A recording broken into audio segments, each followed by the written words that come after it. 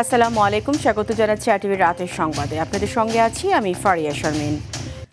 সব চেষ্টা ব্যর্থ করে না ফেরার দেশে চলে গেলেন ইনকিলাব মঞ্চের মুখপাত্র শরীফ ওসমান হাদি। বাংলাদেশ সময় 9:45 সিঙ্গাপুর জেনারেল হাসপাতালে চিকিৎসাধীন অবস্থায় তার মৃত্যু হয়। ইন্না লিল্লাহি ওয়া ইন্না ইলাইহি রাজিউন। বিষয়টি নিশ্চিত করেছেন ঢাকা মেডিকেলের নিউরো টিমের সদস্য হাদির চিকিৎসক ডক্টর আব্দুল আহাদ। তিনি জানান, সিঙ্গাপুর জেনারেল হাসপাতালের নিউরোসার্জিক্যাল টিম তার মৃত্যুর বিষয়টি জানিয়েছে। কালই হাদির মরদেহ দেশে আনা হবে বলে জানান ডক্টর আব্দুল আহাদ। ওসমান হাদির ভেরিফাইড ফেসবুক পেজ ও ইনকিলাব মঞ্চের ফেসবুক পেজে এই বিষয়ে পোস্ট দেওয়া হয়েছে। সেখানে বলা হয়, ভারতীয় আধিপত্যবাদের মোকাবিলায় মহান বিপ্লবী ওসমান হাদিকে আল্লাহ শহীদ হিসেবে কবুল করেছেন। হাদির মৃত্যুতে শোক জানিয়েছেন বিএনপি, জামাত, এনসিপি সহ রাজনৈতিক দলগুলো।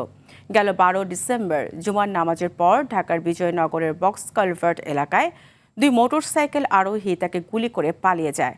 স্থানীয়দের সহায়তায় গুলিবিদ্ধ হাদিকে প্রথমে ঢাকা মেডিকেল, পরে এভার কেয়ার হাসপাতালে এবং সর্বশেষ উন্নত চিকিৎসার জন্য সিঙ্গাপুরের জেনারেল হাসপাতালে নেওয়া হয়। সেখানেই শেষ নিঃশ্বাস ত্যাগ করেন তিনি।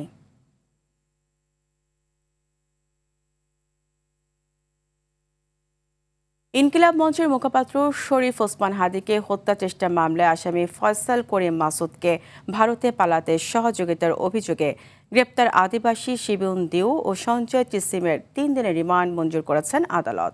বৃহস্পতিবার ঢাকার অতিরিক্ত চিফ মেট্রোপলিটন ম্যাজিস্ট্রেট জসিতা ইসলামের আদালত এই আদেশ দেন। পরে তাকে জিজ্ঞাসাবাদের জন্য 7 দিনের রিমান্ড চেয়ে আবেদন করেন তিনি।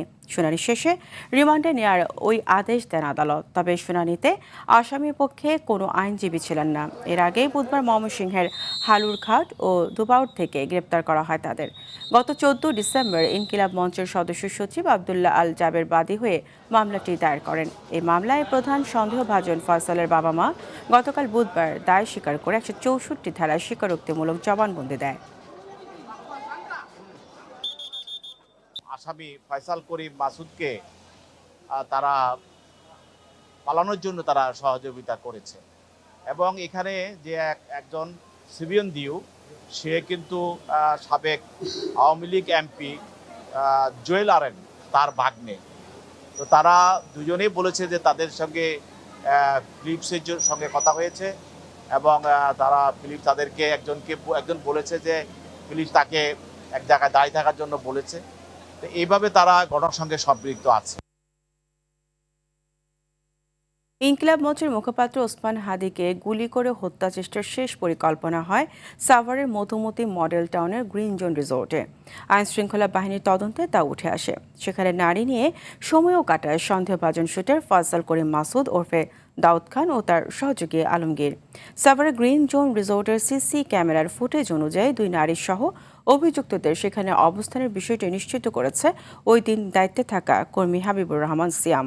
গ্রিন জোন রিসোর্ট থেকে ফিরে এসে আরও জানাচ্ছেন আর বাদল।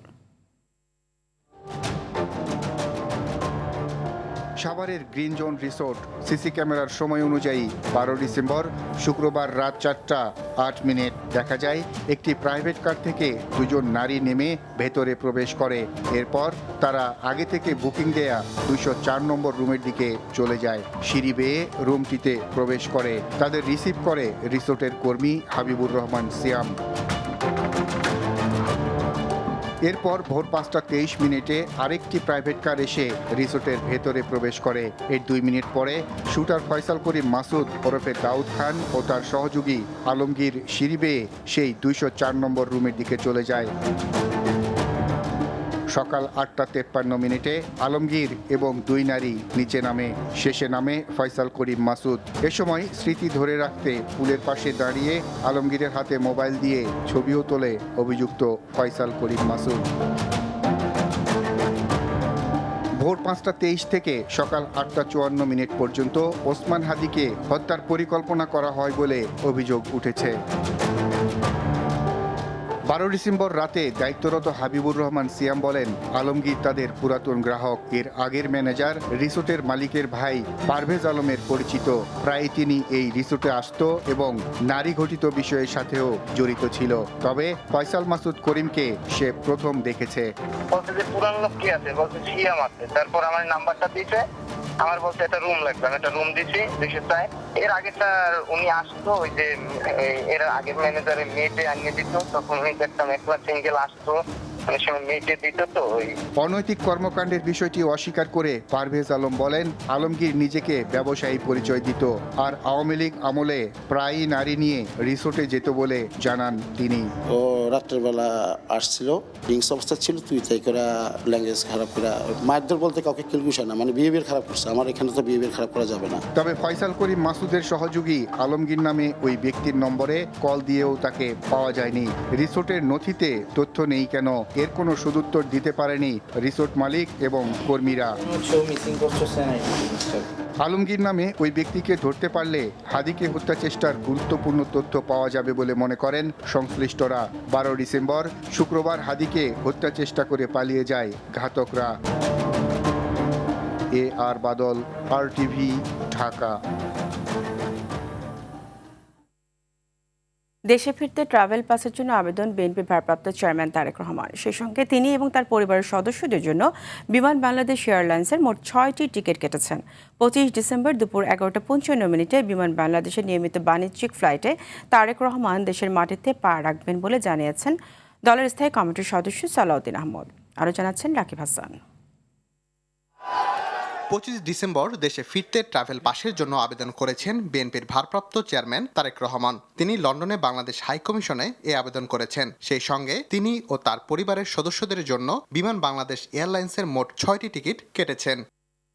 বৃহস্পতিবার দুপুরের নিরাপত্তা নিশ্চিতে ঢাকা বিমানবন্দর পরিদর্শন করেছেন বিএনপির একটি প্রতিনিধি দল। বিএনপির স্থায়ী কমিটির সদস্য সালাউদ্দিন আহমেদ জানান, দেশে ফিরেই অসুস্থ মাকে দেখতে এভারকেয়ার হাসপাতালে যাবেন তিনি। যেখানে তিনি অবতরণ করবেন সেই জায়গা থেকে কিভাবে কোথায় বসবেন এবং গাড়িতে উঠবেন এবং সমস্ত রাস্তা যে দিক দিয়ে উনি এভারকেয়ার হসপিটালে যাবেন, ওখান থেকে বাসায় আসবেন এবং সারা দেশের সমস্ত জনগণের মধ্যে ব্যাপক উৎসাহ উদ্দীপনা আছে। সংবর্ধনার জন্য এভারকেয়ার হাসপাতালের কাছাকাছি এলাকায় উপযুক্ত স্থান খোঁজা হচ্ছে বলেও জানান তিনি। ব্যবস্থা করার চেষ্টা করছি কোন জায়গায় হলে সেটা ভালো হয় এবং আমরা সেটাকে অ্যাকোমোডেট করতে পারবো, সবাইকে আসতে পারবো, জনদুর্ভোগ যাতে না হয়। তারেক রহমানের দেশে ফেরার ঘটনা রাজনৈতিক অঙ্গনে নতুন করে আশার সঞ্চার করেছে বলে মনে করছেন বিএনপির নেতাকর্মীরা। 18 মাস কারাবন্দী থাকার পর জামিন পেয়ে 2008 সালের 11 সেপ্টেম্বর গুরুতর অসুস্থ অবস্থায় চিকিৎসা নিতে লন্ডনে চলে যান তারেক রহমান। রাকিব হাসান, RTV, ঢাকা। প্রায় 18 বছর পর আগামী 25 ডিসেম্বর দেশে ফিরছেন বিএনপির ভারপ্রাপ্ত চেয়ারম্যান তারেক রহমান। গুলশানে তার জন্য প্রস্তুত করা হচ্ছে বাড়ি, নেওয়া হয়েছে সর্বোচ্চ নিরাপত্তা ব্যবস্থা। প্রিয় নেতাকে স্মরণকালের সবচেয়ে বড় সংবর্ধনা দিতে ইতোমধ্যেই কাজ করছে বিএনপি। দলীয় প্রধানের স্বদেশ প্রত্যাবর্তনে উচ্ছ্বাসের জোয়ার নেতাকর্মীদের মাঝে। বিস্তারিত তুলে ধরছেন শামীম চৌধুরী। বিদায় নিলেন যুক্তরাজ্যের বিএনপির নেতৃবৃন্দের কাছ থেকে। প্রায় 1.5 যুগ অপেক্ষার অবসান ঘটিয়ে নিজেই ঘোষণা দিলেন আগামী 25 ডিসেম্বর আপনালয়ে ফিরছেন বিএনপির ভারপ্রাপ্ত চেয়ারম্যান তারেক রহমান। 25 তারিখে ইনশাআল্লাহ আপনাদের দয়া আল্লাহর রহমতে আমি দেশে ফিরে যাব। দলের ভারপ্রাপ্ত চেয়ারম্যানের স্বদেশ প্রত্যাবর্তনে তাকে বরণে কতটা প্রস্তুতি নিচ্ছে বিএনপি? প্রস্তুতির জন্য তো একটা সব অভ্যর্থনা কমিটি হয়েছে, তারা কাজ করছেন। ঢাকার আশেপাশের জেলাগুলো তাদের নেতৃবৃন্দের সাথে আমরা বলেছি যে আপনারা সবাইকে সংগঠিত করে বা সেখানকার মানুষজনকে আপনারা খবর দিয়ে তারা যেন সবাই ঢাকায় আসে। কি নির্দেশনাই বা থাকছে নেতাকর্মীদের জন্য? সব যেন সুশৃঙ্খল থাকে, সাধারণ মানুষের যাতায়াতে যেন কোনো অসুবিধা না হয়। তারেক রহমানের জন্য প্রস্তুত করা হচ্ছে রাজধানীর গুলশানে 196 নম্বর বাড়ি। সড়কের উপর স্থাপন করা হয়েছে 3টি নিরাপত্তা চৌকি। নিরাপত্তার জন্য আনা হয়েছে বিশেষ ডিজাইনের বুলেট প্রুফ গাড়ি। বৃদ্ধি করা হয়েছে CSF সদস্য। বিএনপি বলছে সরকারের পাশাপাশি তারেক রহমানের মূল নিরাপত্তা দেশের জনগণ। এটা তো পার্টি দেখবে যে কিভাবে নিরাপত্তা নিশ্চিত করা যায়, কিন্তু নিরাপত্তার মূল দায়িত্বটা সরকারের। দেশে এসে নিয়মিত দলীয় কার্যক্রম পরিচালনা করবেন তারেক রহমান। তাই নতুন করে সাজানো হয়েছে গুলশানের বিএনপি চেয়ারপারসনের কার্যালয়। আমাদের কেন্দ্রীয় কার্যালয় রয়েছে পল্টনে, চেয়ারপারসন অফিস রয়েছে গুলশানে, স্বাভাবিকভাবেই দলের নেতাকর্মীরা সেখানে নিয়মিত আসেন, তাদের সাথে জনসম্পৃক্ত করে উঠবেন। আমাদের নেতা জনাব তারেক রহমান সেখানে অফিস করবেন, সেটাই তো স্বাভাবিক। দীর্ঘ প্রতীক্ষার পর দলের ভারপ্রাপ্ত চেয়ারম্যানের দেশে প্রত্যাবর্তনের খবরে উচ্ছ্বাসের আবেগে ভাসছেন দলের নেতাকর্মীরা। নেতার প্রতি কর্মীর যে ভালোবাসার বহিঃপ্রকাশ, সেই বহিঃপ্রকাশের একটি মিলন মেলা তৈরি হবে আগামী 25 তারিখ। যুবদলের নেতাকর্মীরা তারা উন্মুখ হয়ে আছেন কখন উনি আসবেন। উচ্ছ্বাস আর আকাঙ্ক্ষার কমতি নেই সাধারণ জনগণের মাঝেও। তারেক রহমান ফিরবেন আশার আলো হয়ে, এমনটাই বিশ্বাস সবার। বিগত 17 বছর ধরে সে আমাদের মাঝে নাই, সেই আস্থা আছে, আমাদের জন্য অনেক খুশি। Shamim Chowdhury, RTV, Dhaka. BNP chairperson Begum Khaleda জিয়ার শারীরিক অবস্থা স্থিতিশীল রয়েছে বলে জানিয়েছেন দলের স্থায়ী কমিটির সদস্য ডক্টর AZM জাহিদ হোসেন। বৃহস্পতিবার রাজধানীর এভার কেয়ার হাসপাতালের সামনে এক ব্রিফিংয়ে এই তথ্য জানান তিনি। বলেন, দেশি বিদেশি চিকিৎসকদের দেওয়া চিকিৎসা গ্রহণ করতে পারছেন বিএনপি চেয়ারপারসন। এই সময় খালেদা জিয়া ধীরে ধীরে সুস্থ হয়ে যাবেন বলেও চিকিৎসকরা আশা করছেন বলে জানান ডক্টর জাহিদ হোসেন।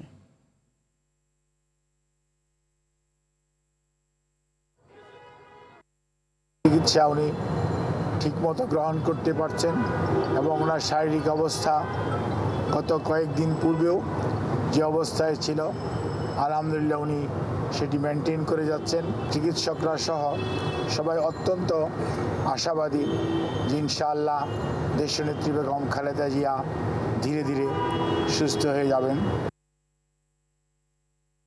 আগামী নির্বাচনে অদৃশ্য প্রতিপক্ষের মোকাবেলার জন্য প্রস্তুতি নিচ্ছে বিএনপি। দলটির শীর্ষ নেতারা বলছেন, এখনও নির্বাচন বানচালের ষড়যন্ত্র চলছে। শুক্রবারের মধ্যে শরিকদের আসন ছাড়ের বিষয়টি চূড়ান্ত হবে বলে জানিয়েছেন দলটির নীতি নির্ধারকরা। রুদ্র রফিকের রিপোর্ট। জাতীয় নির্বাচনের প্রস্তুতির অংশ হিসেবে প্রার্থীদের নির্বাচনী কৌশল, সাংগঠনিক দায়িত্ব ও করণীয় স্পষ্ট করতে প্রশিক্ষণ কর্মশালা করছে বিএনপি। গুলশানে বিএনপি চেয়ারপারসনের কার্যালয়ে প্রশিক্ষণের দ্বিতীয় দিনে যোগ দেন 100 প্রার্থী। এ সময় প্রশিক্ষণের বিষয়বস্তু তুলে ধরেন দলটির শীর্ষ নেতারা। এই নির্বাচনটা সর্বকালে একটা কঠিন নির্বাচন হচ্ছে, একটু ব্যতিক্রমী নির্বাচন হচ্ছে, এই ব্যাপারে একটু সচেতন করে দেওয়া। মানুষের মনোজগতে পরিবর্তন হয়েছে। আগের মতো 8-10টা নির্বাচনের মতো এই নির্বাচন নাই। আগের নির্বাচনগুলো করেছে শত্রুর সামনে ছিল। এখন যে নির্বাচন করব, আমার যে প্রতিপক্ষ আমি তো সামনে পাচ্ছি না। ফেব্রুয়ারির প্রত্যাশিত নির্বাচন বাধাগ্রস্ত করতে ষড়যন্ত্র চলছে বলে জানান গয়েশ্বর চন্দ্র রায়। মানুষ যে অপেক্ষা আছে 12ই ফেব্রুয়ারি নির্বাচন ভোট দিবে, সেই ভোটটাকে নস্যাৎ বা বানচাল করার জন্য একটা চক্র কাজ করছে। সেটা যদিও দৃশ্যমান না, তবে পর্যায়ক্রমে এগুলো দৃশ্যমান হবে। ইতোমধ্যে 272 আসনে দলীয় প্রার্থী ঘোষণা করেছে বিএনপি। বাকি 28 আসনের মধ্যে শরিকদের জন্য কয়টি আসন ছাড় দেওয়া হবে তা শুক্রবারের মধ্যেই চূড়ান্ত করা হবে বলে জানান স্থায়ী কমিটির সদস্য হাফিজউদ্দিন আহমেদ। যুবপদ আন্দোলনের শরিকদের জন্য কটি সিট আমরা ছাড়তে পারবো সেটি আগামীকালকের মধ্যে ফয়সলা হয়ে যাবে। তাদের সাথে বর্তমানে মিটিং চলছে। শনিবার বিএনপির বাকি মনোনীত প্রার্থীদের নিয়ে কর্মশালা শুরু হবে। রুদ্র রফিক, RTV, ঢাকা। জেআইসি সেলে গুম নির্যাতনের ঘটনায় ক্ষমতাচ্যুত প্রধানমন্ত্রী শেখ হাসিনা সহ 12 সেনা কর্মকর্তার বিরুদ্ধে আনুষ্ঠানিক অভিযোগ গঠন করে বিচার শুরুর আদেশ দিয়েছেন আন্তর্জাতিক অপরাধ ট্রাইব্যুনাল। আগামী 19 জানুয়ারি আনুষ্ঠানিক বিচার শুরু হবে। এর আগে এই মামলায় সুনির্দিষ্ট 5টি অভিযোগ আনা হয়। এছাড়া জুলাই হত্যাকাণ্ডের মামলায় ওবায়দুল কাদের সহ 7 জনের বিরুদ্ধে গ্রেফতারি পরোয়ানা জারি করে ট্রাইব্যুনাল। আরও জানাচ্ছে বিপুল দেবরায়। বিগত আওয়ামী লীগের শাসনামলে জয়েন্ট ইন্টারোগেশন সেলে 26 জনকে গুম নির্যাতনের মামলায় ক্ষমতাচ্যুত প্রধানমন্ত্রী শেখ হাসিনা, তার প্রতিরক্ষা উপদেষ্টা মেজর জেনারেল অবসরপ্রাপ্ত তারিক আহমেদ সিদ্দিক এবং সাবেক বর্তমান 11 সেনা কর্মকর্তার বিরুদ্ধে অভিযোগ গঠন করে বিচার শুরুর আদেশ দিয়েছে আন্তর্জাতিক অপরাধ ট্রাইব্যুনাল। বৃহস্পতিবার ট্রাইব্যুনাল 1-এর চেয়ারম্যান বিচারপতি মোহাম্মদ গোলাম মুর্তজা মজুমদারের নেতৃত্বাধীন 3 সদস্যের বিচারিক প্যানেলে এই আদেশ দেন। প্রসিকিউটর জানান, আগামী 19 তারিখ সাক্ষ্য গ্রহণের মধ্যে দিয়ে বিচার কাজ শুরু হবে। আগামী 19 জানুয়ারি প্রথম সাক্ষ্য গ্রহণের মাধ্যমে এই মামলার বিচার প্রক্রিয়া শুরু হতে যাচ্ছে। প্রায় 26 জন ভিকটিমকে গুম করে রাখা হয়েছিল, গুম করে তাদের উপর শারীরিক মানসিক নির্যাতন করা হয়েছিল। এই বিচারিক প্রক্রিয়াতেই এই চার্জগুলো গঠন করা হয়েছে। ডিজিএফআই এর 3 আসামির পক্ষের আইনজীবীরা জানান, তাদের বিরুদ্ধে আনা অভিযোগ মিথ্যা। আসামির বিরুদ্ধে গঠিত অভিযোগ ডিনাই করেছেন এবং নির্দোষ দাবি করে বিচার প্রার্থনা করেছেন। পরবর্তী তারিখ সাক্ষীর জন্য ইনশাল্লাহ আগামী তারিখে সাক্ষী ম্যাজিস্ট্রেট হবে। এদিকে জুলাই হত্যাকাণ্ডের অভিযোগে কার্যক্রম নিষিদ্ধ আওয়ামী লীগের সাধারণ সম্পাদক ও সাবেক সেতুমন্ত্রী ওবায়দুল কাদের, আওয়ামী লীগের যুগ্ম সাধারণ সম্পাদক আফম বাহাউদ্দিন নাসিম, সাবেক প্রতিমন্ত্রী মোহাম্মদ আলী আরাফাত, যুবলীগের সভাপতি শেখ ফজলে শামস পরশ ও সাধারণ সম্পাদক মাইনুল হোসেন খান নিখিল, নিষিদ্ধ ছাত্রলীগের সভাপতি সাদ্দাম হোসেন ও সাধারণ সম্পাদক শেখ ওয়ালি আসিফ ইনানকে আসামি করা হয়েছে। 7 জনের বিরুদ্ধে জুলাই আগস্টে সংগঠিত মানবতা বিরোধী অপরাধের ব্যাপারে অভিযোগ আমলে গ্রহণ করেছেন এবং এটাকে একটা নিয়মিত মামলা হিসাবে রেকর্ড করে আসামিদের বিরুদ্ধে গ্রেপ্তারি পরোয়ানা জারি করেছেন। তিনি আরও বলেন, আসামিরা পলাতক থাকলেও তাদের জন্য ন্যায় বিচার থেমে থাকবে না। ন্যায় বিচার তাদের এই পলায়নের জন্য বসে থাকবে না, তাদের পক্ষে রাষ্ট্রের পক্ষ থেকে আইনজীবী নিয়োগ করা হবে যদি তারা হাজির না হন, এবং এরপরে আইনসম্মত প্রক্রিয়ায় এই বিচারটি সামনে অগ্রসর হবে। আসামিরা হত্যাকাণ্ডে জড়িত থাকার প্রমাণ রয়েছে বলেও দাবি করেন চিফ প্রসিকিউটর। যে কারণেই আমরা তাদের বিরুদ্ধে চার্জটা এনেছি। বিপুল দেবরাই, RTV, ঢাকা। আগামী নির্বাচনে নির্বাচনী অপরাধ তদন্ত সংক্ষিপ্ত বিচার কার্যক্রম পরিচালনার জন্য বিচারকদের নিয়ে গঠিত নির্বাচনী অনুসন্ধান ও বিচারিক কমিটিকে পুলিশের সহায়তা নির্দেশ দিয়েছেন নির্বাচন কমিশন। পাশাপাশি কমিটির কাজ পরিচালনার জন্য প্রয়োজনীয় স্ট্রাইকিং ফোর্স মোতায়েনের জন্য প্রয়োজনীয় ব্যবস্থা গ্রহণ করতে বলা হয়। এছাড়া সারা দেশের রিটার্নিং অফিসার ও সহকারী রিটার্নিং অফিসারের কার্যালয়ের সুরক্ষা সহ কর্মকর্তা কর্মচারীদের নিরাপত্তা নিশ্চিতে প্রয়োজনীয় সংখ্যক পুলিশ মোতায়েনে স্বরাষ্ট্র মন্ত্রণালয়কে নির্দেশনাও দেওয়া হয় ইসি থেকে। বৃহস্পতিবার স্বরাষ্ট্র মন্ত্রণালয়ের জ্যেষ্ঠ সচিব বরাবর এই সংক্রান্ত চিঠি দেয় কমিশন। এদিকে আরেক চিঠিতে নির্বাচন ও গণভোট পর্যবেক্ষণে আগ্রহী বিদেশি পর্যবেক্ষক সংস্থা ও গণমাধ্যমকে আগামী 17 জানুয়ারির মধ্যে আবেদন করতে বলা হয়েছে। শরীফ ওসমান হাদির মৃত্যুর খবরে রাজধানীর শাহবাগে জড়ো হয়েছে ইনকিলাব মঞ্চের নেতাকর্মীরা। সেখান থেকে সরাসরি যুক্ত হচ্ছেন সহকর্মী হাসান মাহমুদ। হাসান, ইনকিলাব মঞ্চের নেতাকর্মীরা কি বলছেন, সেখানকার সর্বশেষ কি অবস্থা দেখছেন জানাবেন।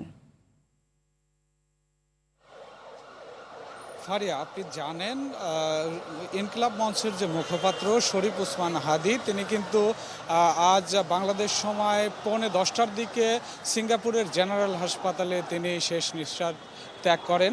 চিকিৎসাধীন অবস্থায় তিনি 12 তারিখ থেকে কিন্তু আহত হওয়ার পর থেকে কিন্তু তিনি চিকিৎসাধীন ছিলেন। প্রথমে ঢাকা মেডিকেল, তারপরে কিন্তু এভার কেয়ারে নেয়ার পরে সর্বশেষ তাকে বিদেশে উন্নত চিকিৎসার জন্য সিঙ্গাপুর জেনারেল হাসপাতালে ভর্তি করা হয়। তারপরে কিন্তু আজকে তিনি মৃত্যুবরণ করার পরই কিন্তু ইনকিলাব মঞ্চের যারা রয়েছেন তারা কিন্তু শাহবাগ মোড় আসলে এখানে অবরোধ করে রেখেছেন। এখানে কিন্তু তারা বিভিন্ন স্লোগান দিচ্ছেন এবং আপনি দেখতে পাচ্ছেন যে শাহবাগ যে মোড়, সেই মোড়ে কিন্তু তারা এখানে আগুন জ্বালিয়ে কিন্তু তারা এখানে বিক্ষোভ করছেন। এবং শরীফ ওসমান হাদি তিনি কিন্তু এই গণ অভ্যুত্থানের পর থেকে বিভিন্ন সময় তিনি কিন্তু বিভিন্ন বলিষ্ঠ কণ্ঠ হিসাবে কিন্তু তিনি কথা বলেছেন বিভিন্ন অন্যায়ের বিরুদ্ধে। ভারতের আধিপত্য সহ বিভিন্ন জায়গায় তিনি কিন্তু অন্যায়ের বিরুদ্ধে কথা বলেছেন এবং সম্প্রতি যে তিনি কিন্তু এই যে নির্বাচন, জাতীয় নির্বাচনে কিন্তু তিনি ঢাকা 8 আসন থেকে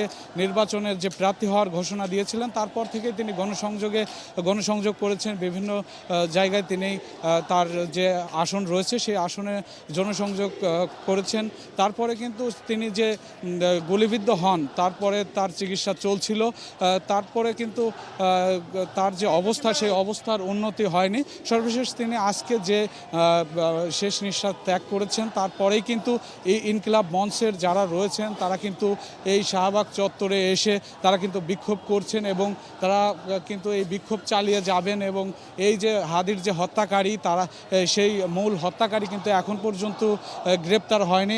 আমরা সর্বশেষ জানতে পেরেছি যে সেই হত্যাকারী কিন্তু ভারতে পালিয়ে গেছেন এবং তার সহযোগী কিন্তু এখন আটক রয়েছেন, এমনটি কিন্তু আমরা জানি। তো আপনি কিন্তু দেখতে পাচ্ছেন যে শাহবাগ চত্বর কিন্তু তারা এই যে অবরোধ করে রেখেছেন, এই অবরোধের কারণে কিন্তু চারপাশের যে যান চলাচল সেটি কিন্তু এখন বন্ধ রয়েছে, যার কারণে কিন্তু সাধারণ মানুষ যারা রয়েছেন তারা এই সড়ক বন্ধ হওয়ার কারণে কিন্তু অনেকটাই সমস্যার মধ্যে পড়েছেন। তো এই ছিল শাহবাগ মোড় থেকে সবশেষ। আপনাকে ধন্যবাদ। এদিকে ওসমান হাদির গ্রামের বাড়ি ঝালকাঠিতে সড়ক অবরোধ করেছে এলাকাবাসী। সরাসরি চলে যাচ্ছি সেখানে। জলিল, আপনি ঝালকাঠিতে আছেন, এখন সেখানকার কি অবস্থা দেখছেন? আমরা তো জেনেছি রাস্তাঘাট অবরোধ করে রেখেছে জনগণ, এখন আপনি কি অবস্থা দেখছেন সেখানে?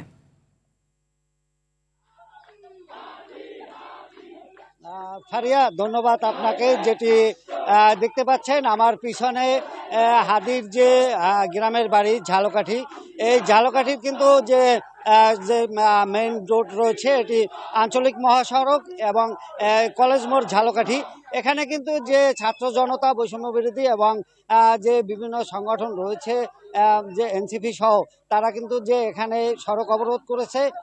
হাদির মৃত্যুর ঘটনা যে ছড়িয়ে পড়ার সাথে সাথে তারা কিন্তু যে কান্নাকাটিতে ভেঙে পড়েছেন এবং এই মহাসড়কটি অবরোধ করে তারা যে দুর্বৃত্তরা যে হাদিকে গুলি করে আহত করেছে। আমরা যেটি জানি যে 12ই ডিসেম্বর যে হাদিকে দুর্বৃত্তরা যে গুলি করেছিল, তারপরে কিন্তু যে সিঙ্গাপুরে তাকে চিকিৎসা নেওয়া হয়, সেখানে চিকিৎসাধীন অবস্থায় প্রায় আজকে যে তার মৃত্যুর সংবাদটি ছড়িয়ে পড়েছে, এটির ছড়িয়ে পড়ার পরপরই কিন্তু আমরা দেখতে পাচ্ছি যে ঝালকাঠির এই যে কলেজ মোড় আঞ্চলিক মহাসড়ক, এই সড়কটিকে যে ছাত্র জনতা তারা কিন্তু এখানে বিক্ষোভ করছেন এবং যে তারা টায়ার জ্বালিয়ে সড়কটি পুরোপুরি অবরুদ্ধ করে ফেলেছেন। তারা কিন্তু চাচ্ছেন যে হাদিকে যারা এভাবে নির্মমভাবে গুলি করে হত্যা করেছে, সেই হত্যাকারীদের তারা দ্রুত সময়ের ভিতরে গ্রেপ্তার করে এবং এই গ্রেপ্তার করে তারপরে যে আইনের আওতায় আনার জন্য তারা দাবি করছেন। তারা কিন্তু জানিয়েছেন যে এখন পর্যন্ত যে হাদির যে মূল যে আসামি, সেই আসামি এখনো গ্রেপ্তার হয় না, তবে সেই গ্রেপ্তার হওয়া না পর্যন্ত কিন্তু তারা তাদের এই কর্মসূচি পালন করবেন এবং তারা কিন্তু আমাদেরকে জানিয়েছেন যে আজকে থেকে এই সড়ক যতদিন পর্যন্ত মূল খুনিকে গ্রেপ্তার করতে না পারে প্রশাসন, ততদিন পর্যন্ত তারা এই কর্মসূচি পালন করবেন। এই কর্মসূচি কিন্তু আমরা দেখতে পাচ্ছি। এখন এটি কতক্ষণ পর্যন্ত তারা চালিয়ে যাবেন সেটি এখনো আমার কাছে নিশ্চিত করেন নাই, তবে বলছেন যে তারা কিন্তু এই আন্দোলনটি অব্যাহত রাখবেন। এই ছিল আমার কাছে এখনকার মতো। আপনাকে ধন্যবাদ। দর্শক, জাতির উদ্দেশ্যে ভাষণ দিচ্ছেন প্রধান উপদেষ্টা প্রফেসর ডক্টর মোহাম্মদ ইউনূস। আমরা সরাসরি চলে যাচ্ছি সেখানে। এই গণতান্ত্রিক পরিসরে এক অপূরণীয় ক্ষতি, আমি তার রুহের মাগফিরাত কামনা করছি এবং শোক সন্তপ্ত স্ত্রী, পরিবারের সদস্যবৃন্দ, স্বজন ও সহকর্মীদের প্রতি গভীর সমবেদনা জানাচ্ছি। শহীদ ওসমান হাদির স্ত্রী ও একমাত্র সন্তানের দায়িত্ব সরকার গ্রহণ করবে। শহীদ শরীফ ওসমান হাদির অকাল মৃত্যুতে আগামী শনিবার একদিনের রাষ্ট্রীয় শোক ঘোষণা করছি। এই উপলক্ষে শনিবার দেশের সব সরকারি, আধা সরকারি, স্বায়ত্তশাসিত প্রতিষ্ঠান, শিক্ষা প্রতিষ্ঠান সহ সরকারি বেসরকারি ভবন এবং বিদেশে বাংলাদেশ মিশনগুলোতে জাতীয় পতাকা অর্ধনমিত থাকবে। একই সাথে আগামীকাল শুক্রবার বাদ জুমা দেশের প্রতিটি মসজিদে শহীদ ওসমান হাদির রুহের মাগফিরাত কামনায় বিশেষ দোয়া ও মোনাজাতের আয়োজন করা হবে। আপনারা তাতে শরীক হন। অন্যান্য ধর্মের উপাসনালয়গুলোতেও আয়োজন হবে বিশেষ প্রার্থনার। আমি বিশেষ কৃতজ্ঞতা জানাই সিঙ্গাপুর সরকারের প্রতি, যারা হাদির চিকিৎসা অত্যন্ত আন্তরিকতা ও পেশাদারিত্ব দেখিয়েছেন। বিশেষ করে সিঙ্গাপুরের পররাষ্ট্রমন্ত্রী ভিভিয়ান বালাকৃষ্ণন, যিনি একই সঙ্গে একজন বিশিষ্ট চিকিৎসক, তার প্রতিও তিনি নিজে হাদির পরিচর্যা করেছেন, আমাকে নিয়মিত চিকিৎসা সম্পর্কে খোঁজ খবর দিয়েছেন। এই নৃশংস হত্যাকাণ্ডের সঙ্গে জড়িত সকল অপরাধীকে দ্রুত আইনের আওতায় আনা হবে এবং তাদের বিরুদ্ধে সর্বোচ্চ শাস্তি নিশ্চিত করা হবে। এই বিষয়ে কোনো ধরনের শৈথিল্য দেখানো হবে না। বিপ্লবী রক্তে উজ্জীবিত এই তরুণ নেতা ওসমান হাদি ছিলেন প্রতিবাদের অনন্য প্রতীক। তার কর্মের মধ্য দিয়ে তিনি শুধু প্রতিবাদ নয়, দেশপ্রেম, ধৈর্য ও দৃঢ়তার অনন্য দৃষ্টান্ত রেখে গেছেন। আমি দেশের সকল নাগরিকের প্রতি আন্তরিক আহ্বান জানাচ্ছি, আপনারা ধৈর্য ও সংযম বজায় রাখুন। আইন শৃঙ্খলা রক্ষাকারী বাহিনী ও সংশ্লিষ্ট সংস্থাগুলোকে পেশাদারিত্বের সঙ্গে তদন্ত কার্যক্রম পরিচালনা করে সুযোগ দিন। রাষ্ট্র আইনের শাসন প্রতিষ্ঠায় সম্পূর্ণরূপে প্রতিশ্রুতিবদ্ধ। আমি আবারও স্পষ্টভাবে বলতে চাই, ওসমান হাদি ছিলেন পরাজিত শক্তি ফ্যাসিস্ট সন্ত্রাসীদের শত্রু। তার কণ্ঠ স্তব্ধ করে বিপ্লবীদের ভয় দেখানোর অপচেষ্টা সম্পূর্ণভাবে ব্যর্থ করে দেন। ভয়, সন্ত্রাস কিংবা রক্তপাতের মাধ্যমে এদেশের গণতান্ত্রিক অগ্রযাত্রা কেউ থামাতে পারবে না। আমরা এখন গণতান্ত্রিক উত্তরণের চূড়ান্ত পর্যায়ে উপনীত হয়েছি। শহীদ হাদি ছিলেন এই প্রক্রিয়ার অবিচ্ছেদ্য অংশ।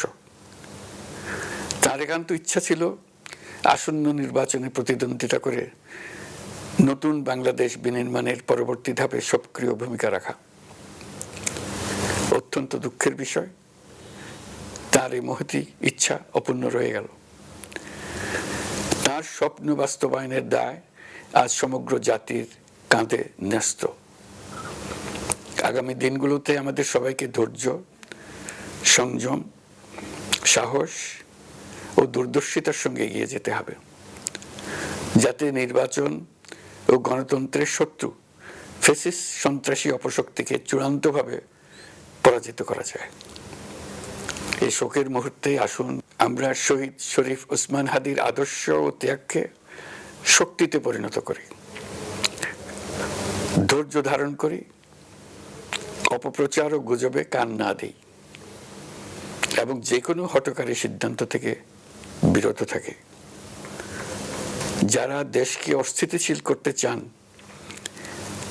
তাদের ফাঁদে পা না দিয়ে আসুন আমরা সবাই ঐক্যবদ্ধভাবে গণতন্ত্র, ন্যায় বিচার ও গণমানুষের অধিকার প্রতিষ্ঠার পথে অবিচল পদক্ষেপে এগিয়ে যাই। এটাই হবে শহীদ হাদির প্রতি আমাদের প্রকৃত শ্রদ্ধা। আল্লাহ হাফেজ। দর্শক, এতক্ষণ জাতির উদ্দেশ্যে দেয়া প্রধান উপদেষ্টা প্রফেসর ডক্টর মোহাম্মদ ইউনূসের ভাষণ দেখছিলেন। Rangpur riders BSJCO media cup cricketer quarter ফাইনালে সময় টিভিকে উড়িয়ে দিয়ে সেমিফাইনালে আরটিভি। মাওলানা ভাসানী হকি স্টেডিয়ামে টস জিতে আগে ব্যাট করতে নেমে 2 উইকেট 115 রানের সংগ্রহ পায় সময় টিভি। বল হাতে একটি করে উইকেট নেন মুমসাদ দিন নুরি ও মাহফুজুল ইসলাম। লক্ষ্য তারায় শুরুতেই উইকেট হারায় আরটিভি। এরপর ব্যাট করতে নেমে সময় টিভির বোলারদের দিশেহারা করে তোলেন দীপ্ত চন্দ্র পাল। 14 বলে 32 রানের ঝোড়ো ইনিংস খেলেন তিনি। বাকি কাজটা করেন জহির ও ফয়েজ। দুজনের ব্যাটে 2 বল হাতে রেখে জয় নিশ্চিত করে RTV. Man of the match হন জহিরুল ইসলাম। আগামীকাল সেমিফাইনালে আরটিভির প্রতিপক্ষ চ্যানেল 24। রাতের সংবাদ এই পর্যন্তই। মধুরাতের সংবাদ রাত 1টায় দেখার আমন্ত্রণ রইল। ধন্যবাদ সবাইকে।